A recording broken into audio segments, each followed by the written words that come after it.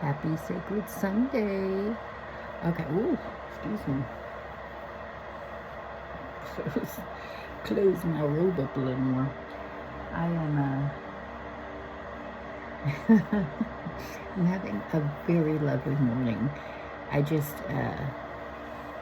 did something kind of dumb though right now. Well, no, everything happens for a reason. But I just did a recording. Hold on 1 second. Oh, I hope I didn't see any chin hairs. I just did a recording, 55 minutes, almost a freaking hour, and was reading from my book. It was I thought it was a really good message. And I was about to upload it, and then I checked it, and the volume, couldn't hear it because I had music playing in the background on this phone, and all you could hear was the music, the meditation music. So none of the words I recorded could be heard. You just heard me going. So I'm going to try and do a shorter version of what I just covered. But I just wanted to start off this Sunday in gratitude. It is, I got some new incense this morning. This one is sandalwood, so it reminds me of India. I was jamming to my Indian music yesterday. So, had me missing India quite a bit.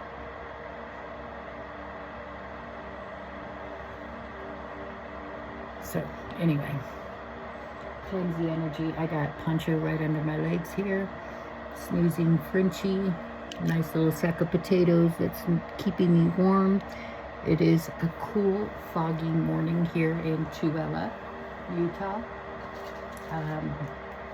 I had a really lovely day yesterday. Got to just go out I didn't stay out too long yesterday. I checked out a new thrift store in town, and it wasn't as cool as, well, it was all right.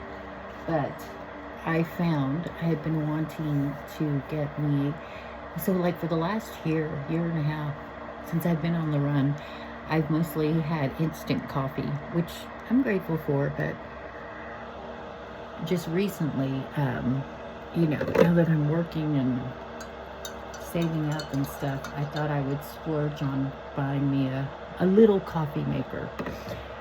But I've held off on it because I am saving, and it's not a necessity, and the instant coffee has worked for me. But yesterday when I was out and about, I found the tiniest little coffee maker. It's like a 5-cup coffee maker. And I'd looked online to buy one, and I just said, well, I'm not going to buy it now, but I'll probably get it for myself for Christmas.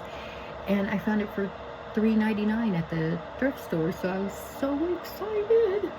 So I bought that. I bought another t-shirt or a black shirt for work. I walked home, and it gets a lot darker and colder at night here. So instead of staying and taking myself out to eat, I just picked up something and brought it home.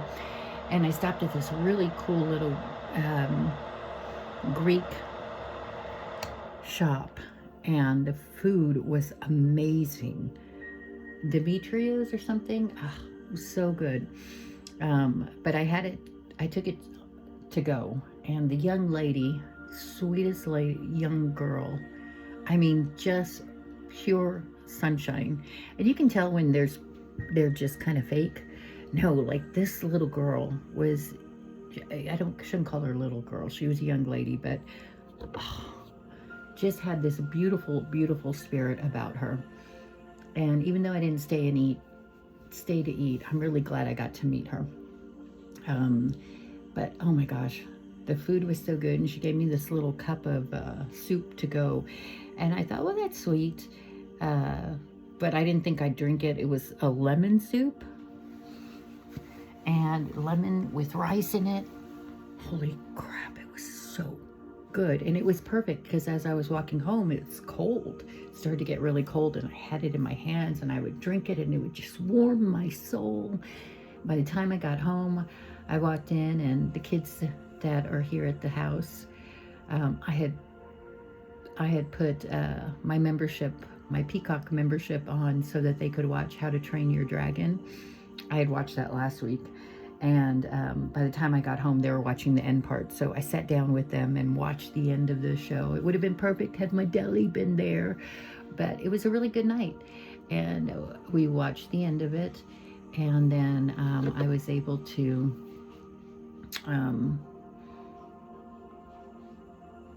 just chill in my room with Pancho for the evening. I put in an order to get some personal things for myself. I ordered coffee and my little filters so that I could have coffee this morning, and get me some personal stuff, which I was able to do. So it took me a little while to fall asleep, but once I did, I actually slept solid, and I was up by 6:30 on my day off, but that's okay because the house was nice and quiet. And I got to just chill and meditate, and I cleansed all my crystals. Let me see here. I don't know all their names, but I'm learning about them. Aren't they beautiful? These are pretty. And this one, these are the ones that I got last weekend. Cleansing the air. And then this one is the young man that lives here gave me this. Isn't that beautiful? So I have just been chilling today and really enjoying being here, being present. Did a little bit of work on the Earth Angel project, and the novella is crazy. I won't talk too much about what's going on in the world because I'm on a good buzz right now, but let's just say the evil cabal is going down. But it is kind of funny just to see, you know, although this is a fictional project and it's for entertainment purposes only, it's crazy how it aligns. And I think one of them that I posted earlier was like the demonic leadership forces are going down. Even he says in this is for entertainment purposes only, but it really is kind of crazy how it aligns with a lot of the craziness that's going on. And you look at Epstein and how that is so connected to so many people, not just in the U.S., but I mean, literally the United States under blackmail, not just the U.S. Interesting how, you know, Epstein wasn't just about as horrible. The thing that he's being called out for is the sex trafficking, as he should. But the reality is he was engaged in a lot of financial blackmail, and people knew how shady he was. He was involved with a lot of world leaders, and they are being exposed now. I mean, even the British monarchy. It's crazy. It's all crazy. I saw something about Candace Owens posting that there is a credible source that there's a hit put out on her. It's been, the world has been, I shouldn't laugh. At this point, you know, whereas before, I think I would not doubt it, because what she has been talking about is truth, like the whole Charlie Kirk stuff. I may not agree with everything that she says or what she does, but she is speaking up and speaking out about some pretty crazy stuff. And I know that she's got this thing with the French president and his pedophile wife. The thing with her, I guess, she's trying to say that she was born a man, which I don't give a shit if she was. I just don't like the fact that she was like a 39-year-old woman preying on a 15-year-old boy who she ended up marrying. Ugh. But no one brings that up. I guess in France it's okay. Anyway, So it's just been a little crazy out in the world. And so I started reading in the last, and I don't want to go too far into it, but it was Ego, the Current State of Humanity. And that's in Eckhart Tolle's A New Earth. And it's really good. I'm not going to reread it, but if you want to read, the part that I read through was all the way through The Lost Ring, which was a really good story. A really good story. It actually made me a little verklempt, made me cry a little.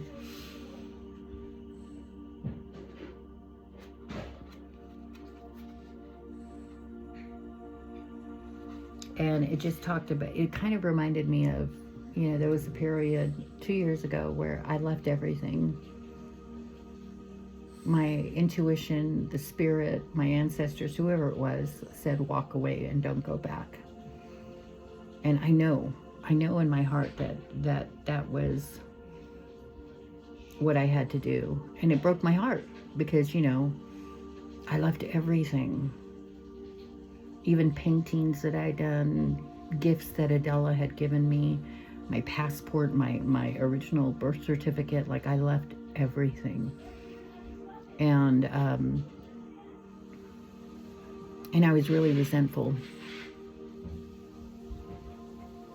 And this part of the story really got to me because it talks about a lady who is missing a ring, and he's counseling her, and she's in terminal stages of cancer and so forth, but she's missing a ring that was of high value, and it was very, you know, monetary value as well as sentimental value. And, you know, the lady was just losing her shit, which was like me. I was losing my shit, that I was losing everything, and it taken me a long time to rebuild and blah, blah, blah, blah, blah. And, you know, it kind of helps her with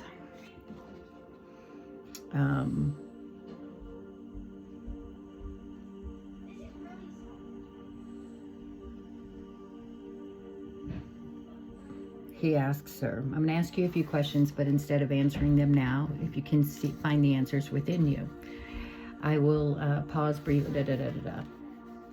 So he's like, don't answer them really quickly. Think about the answers.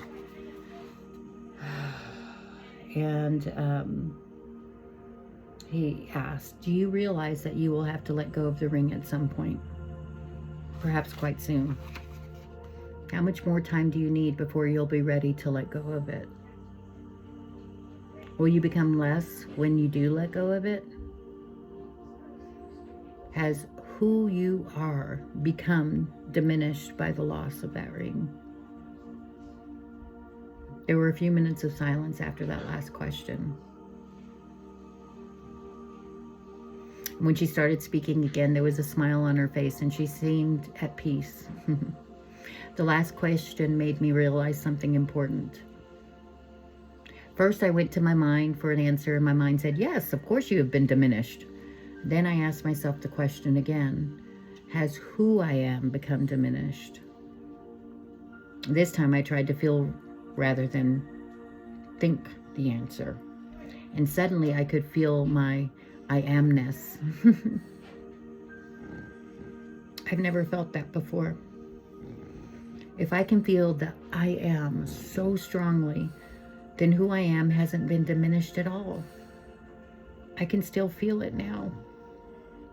Something peaceful but very alive. That is the joy of being, I said. You can only feel it when you get out of your head. Being must be felt. It can't be thought. The ego doesn't know about it because thought is what it consists of. The ring was really in your head as a thought that you confused with the sense of I am. You thought the I am or part of it was in the ring.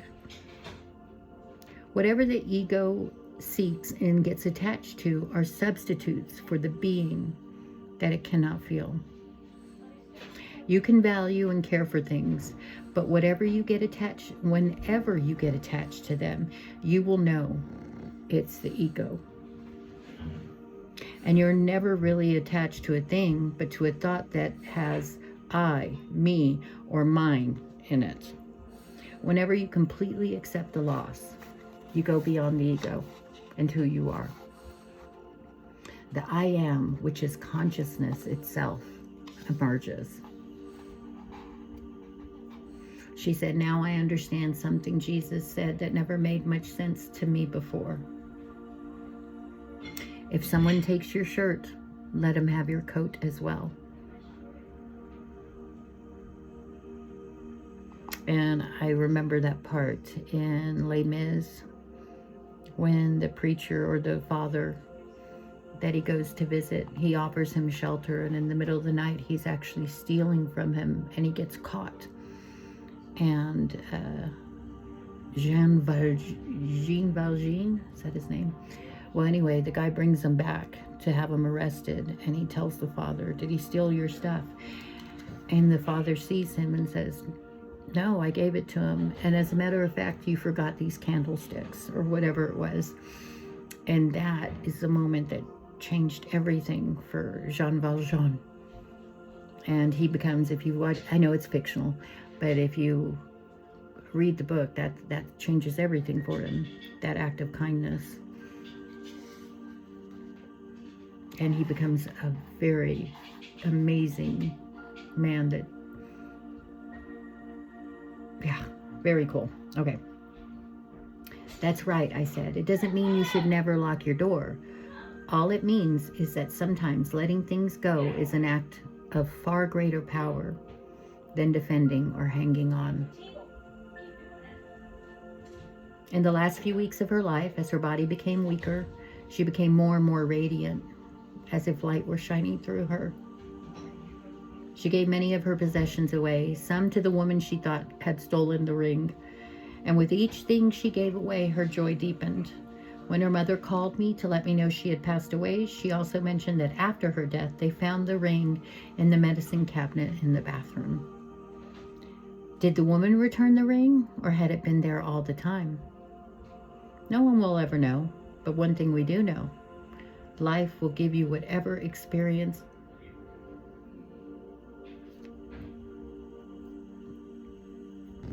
Life will give you whatever experience is most helpful for the evolution of your consciousness. How do you know this is the experience you need? Because this is the experience you are having at this moment.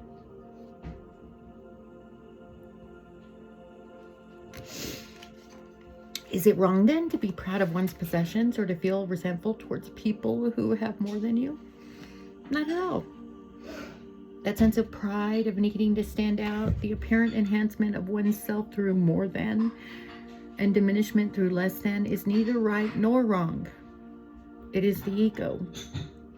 The ego isn't wrong, it's just unconscious. When you observe the ego in yourself, you are beginning to go beyond it. Don't take the ego too seriously. When you detect egoic behavior in yourself, smile. At times you may even laugh. How could humanity have been taken in by this for so long? Above all, know that the ego isn't personal. It isn't who you are. If you consider the ego to be your personal problem, then that's just more ego. Yeah, before this, he talks about, if you can read that part, it talks about how we are so connected to name brands and how we use images of influencers and even people that are deceased and in their prime to attach, to feel like we are more than, and it's not who we are. The illusion of ownership. To own something, what does that really mean? What does it mean to make something mine? If you stand on the street in New York, point to a huge skyscraper and say, that building is mine, I own it, you are either wealthy or you're a delusional liar. In any case, you are telling a story in which the thought form I and the thought form building merge into one. That's how the mental concept of ownership works. If everybody agrees with your story, there will be signed pieces of paper to certify their agreement with you. You are wealthy. If nobody agrees with their story, they will send you to a psychiatrist. You are delusional or a compulsive liar.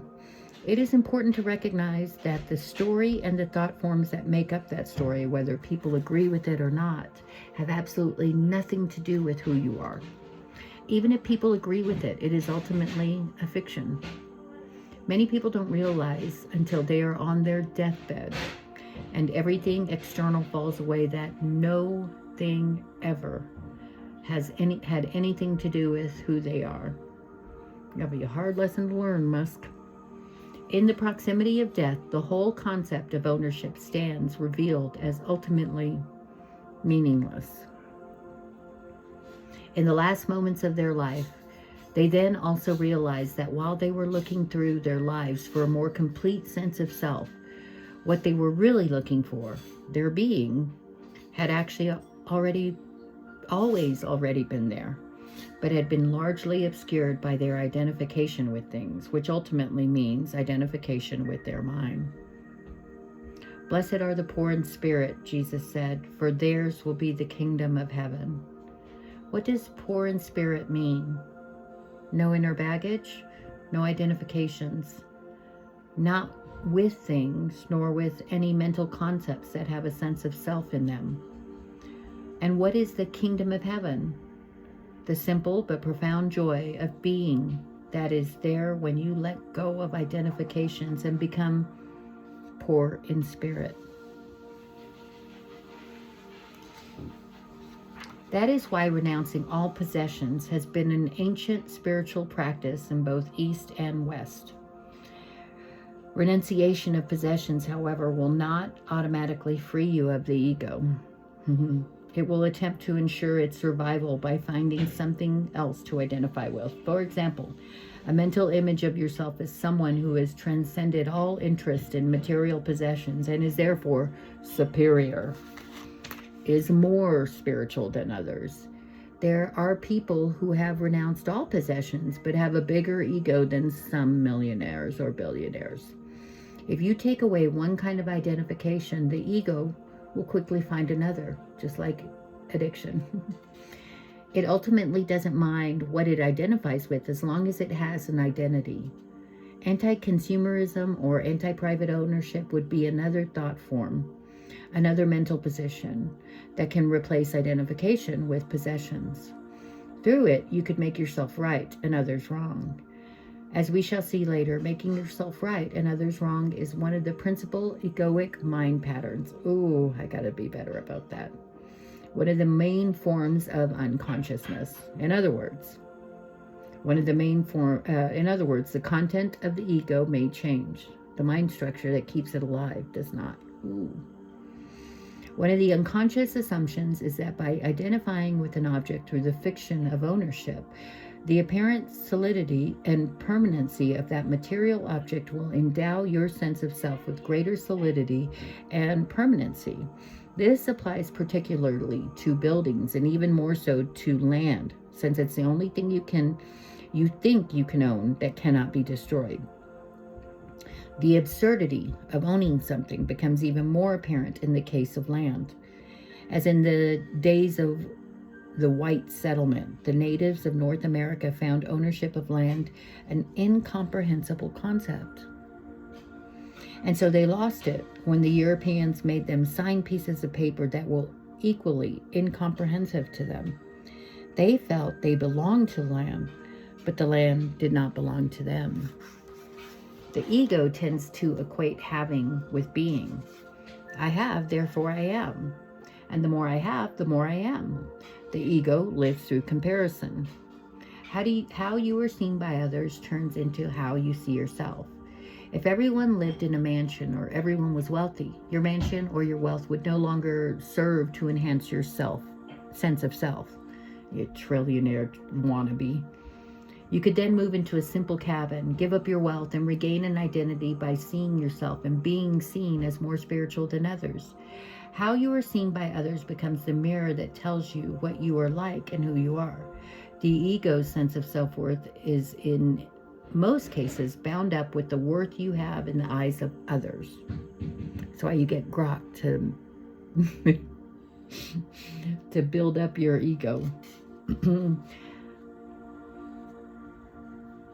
You need others to give you a sense of self. And if you live in a culture that is, to a large extent, equates self-worth with how much of what you have, if you cannot look through this collective illusion, you will be condemned to chasing after things for the rest of your life in the vain hope of finding your worth and completion and your sense of self there. God, this does remind me of Musk. Like, how sad. You have all that money and you're still a bucket with holes. Like, you still have to manipulate AI instead of...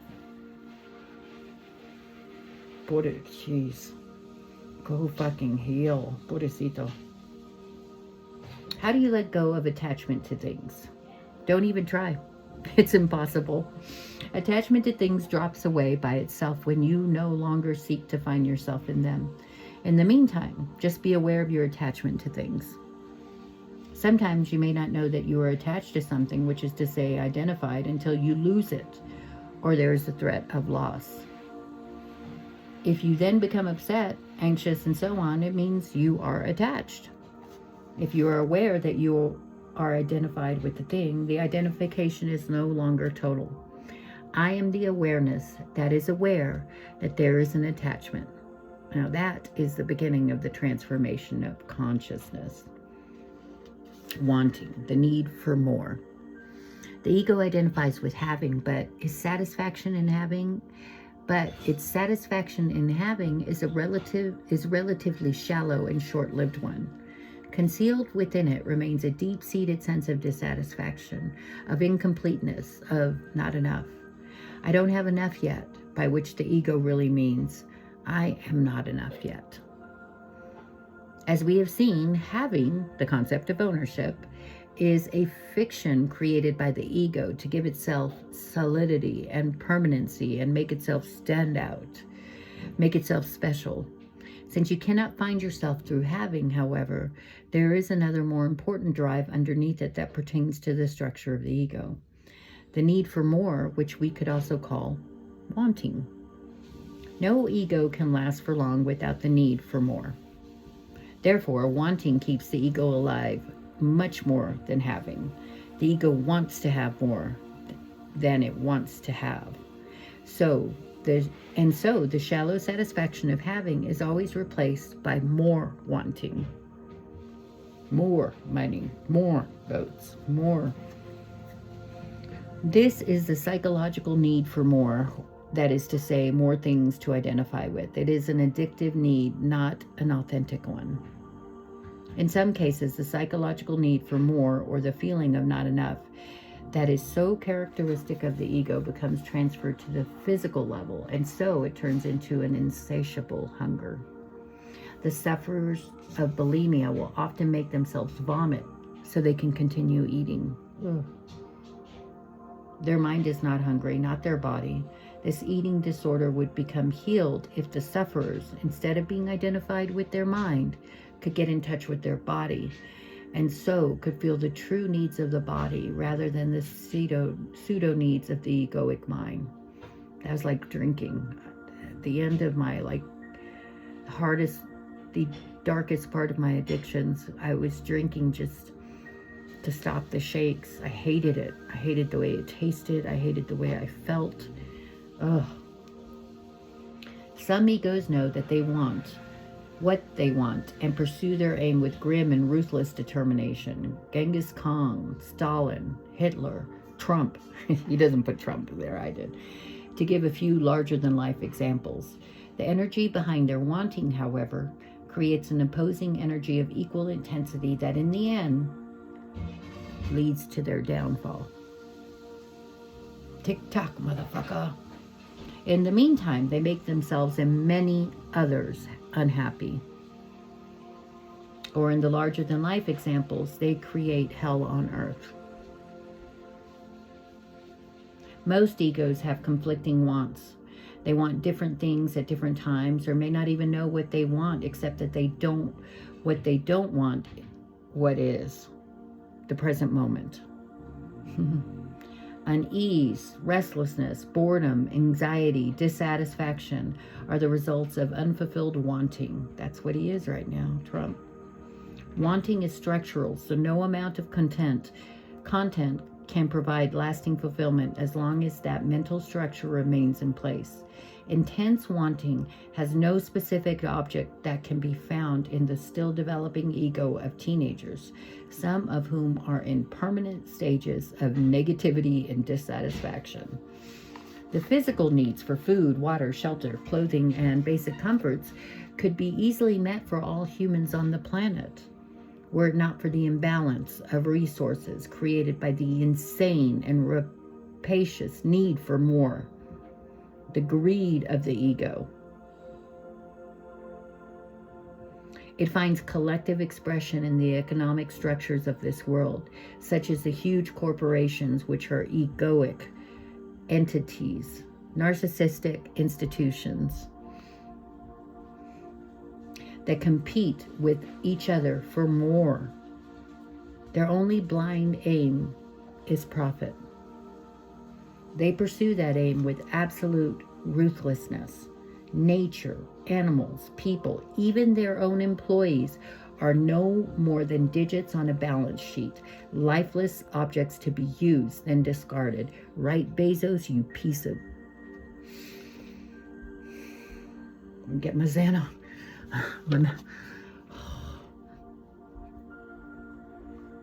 The thought forms of me and mine and more than and I want, I need, I must have, and not enough pertain not to content, but to the structure of the ego.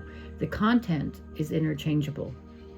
As long as you don't recognize those thought forms within yourself, as long as they remain unconscious, you will believe in what they say. You will be condemned to acting out those unconscious thoughts, condemned to seeking and not finding. Because when those thought forms operate, no possession, place, person, or condition will ever satisfy you. No content will satisfy you as long as the egoic structure remains in place. No matter what you have or you get, you won't be happy. You will always be looking for something else that promises greater fulfillment, that promises to make your incomplete sense of self complete and feel that sense of lack you feel within. God, that reminded Musk.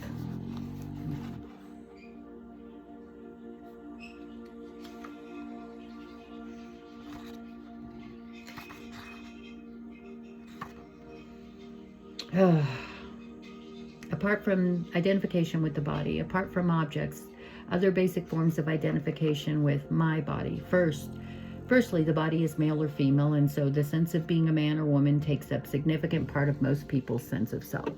Gender becomes identity. Identifications with gender is encouraged at an early age, and it forces you into a role, into conditioned patterns of behavior that affect all species, aspects of your life, not just sexuality.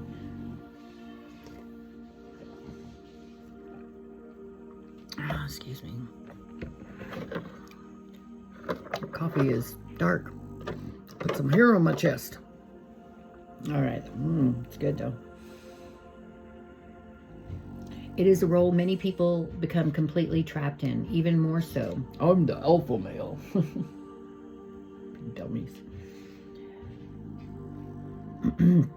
Even more so in some of the traditional societies that in Western culture, where identification with gender is beginning to lessen somewhat.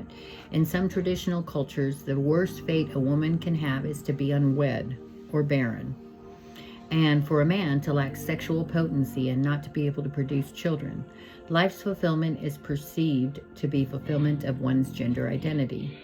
In the West, it is the physical appearance of the body that contributes greatly to the sense of who you think you are. Its strength or weakness is perceived beauty or ugliness relative to others. For many people, their sense of self-worth is intimately bound up with their physical strength, their good looks, fitness, and external appearances. The Kardashians, right? Many feel a diminished sense of self-worth because they perceive their body as ugly or imperfect. In some cases, the mental image or concepts of my body is a complete distortion of reality. A young woman may think herself as overweight and therefore starve herself when in fact she's quite thin. She can't see her body anymore.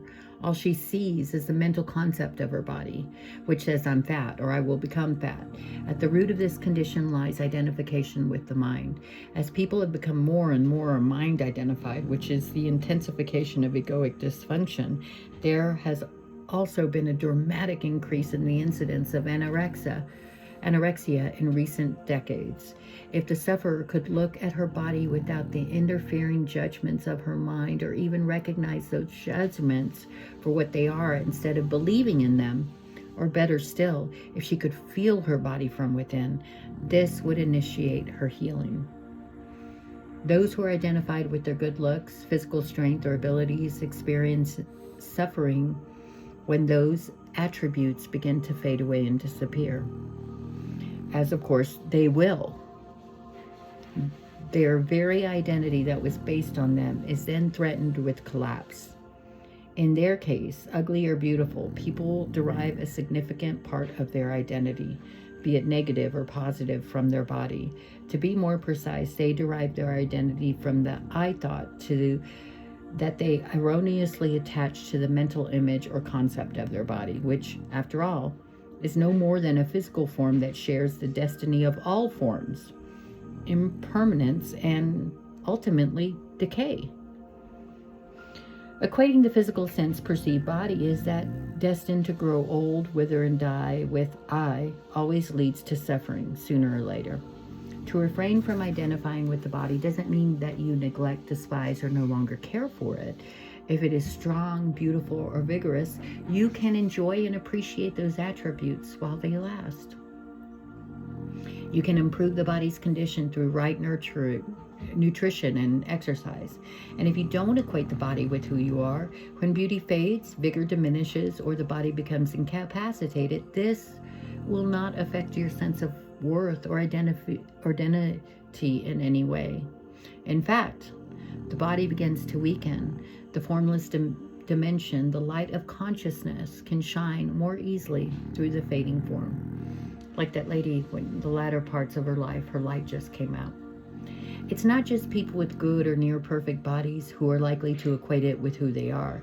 You can just as easily identify with a problematic body and make it the body's imperfection, illness, or disability into your identity.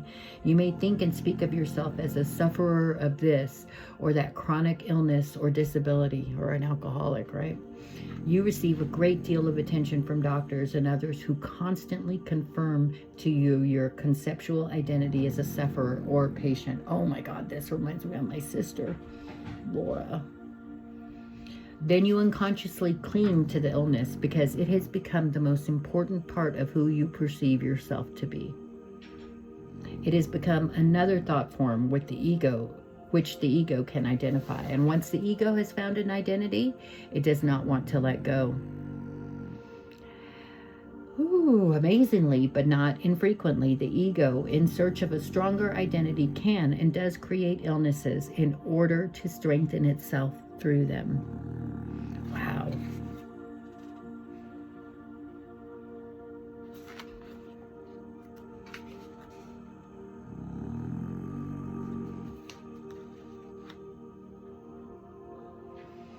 Feeling the inner body. Although body identification is one of the most basic forms of ego, the good news is that it is also one that you can easily go beyond. This is done not by trying to convince yourself that you are not your body, but by shifting your attention from the external form of your body and from thoughts about your body. Beautiful, ugly, strong, weak, too fat, too thin. The feeling of aliveness inside it. No matter what your body's appearance is on the outer level, beyond the outer form, it is intensely alive. It is an intensely alive energy field. If you are not familiar with inner body awareness, close your eyes for a moment. Close them. And find out if there is life inside your hands. Don't ask your mind. It will say, I can't feel anything. Probably it will also say, give me something more interesting to think about. So instead of asking your mind, go to the hands directly. And by this, I mean become more aware of the subtle feeling of aliveness inside them. It is there. You may get a slight tingling sensation at first and then a feeling of energy or aliveness. If you hold your attention to your hands for a while, the sense of aliveness will intensify. Ooh, that sounds like Reiki. Some people won't even have to close their eyes. I'm not. They will be able to feel their inner hands at the same time as they read this. I am feeling it. Then go to your feet. Keep your attention there for a minute or so. And begin to feel your hands and feet at the same time. Then incorporate other parts of the body, your legs, your arms, your chest, your abdomen, and so on, into that feeling until you are aware of the inner body as a global sense of aliveness. What I call the inner body isn't really a body anymore, but life energy, the bridge between form and formlessness. Make it a habit to feel the inner body as often as you can, and after a while, you won't need to close your eyes anymore to feel it. For example, if you can feel the inner body whenever you listen to, for example, see if you can feel the inner body whenever you listen to someone. It almost seems like a paradox. When you are in touch with the inner body, you are not identified with your body anymore, nor are you identified with your mind. That is to say, you are no longer identified with form, but moving away from form identification towards formlessness, which we may also call being. It is your essence identity. Body awareness not only anchors you in the present moment, it is a doorway out of the prison that is the ego. It also strengthens the immune system and the body's ability to heal itself.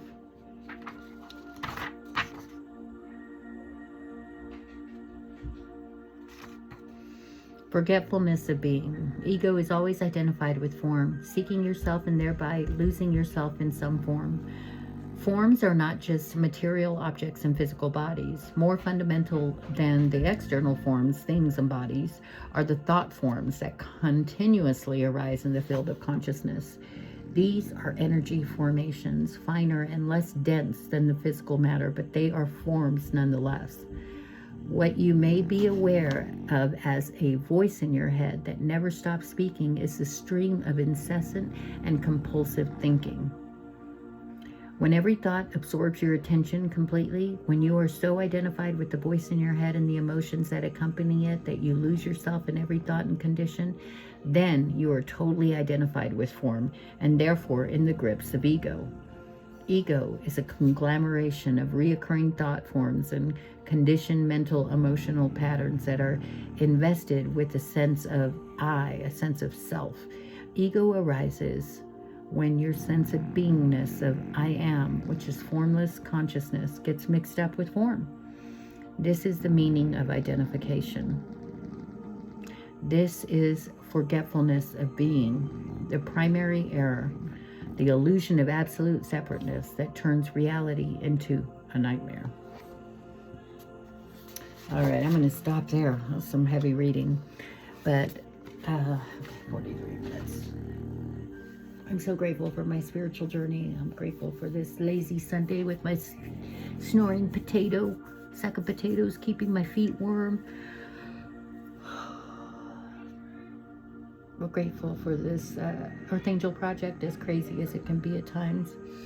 I'm grateful for the people I am surrounded by, even the ones that teach me good life lessons. And I will be back later. I hope that you are enjoying your Sunday and take a moment just to be grateful for all that you do have. I love you. Bye.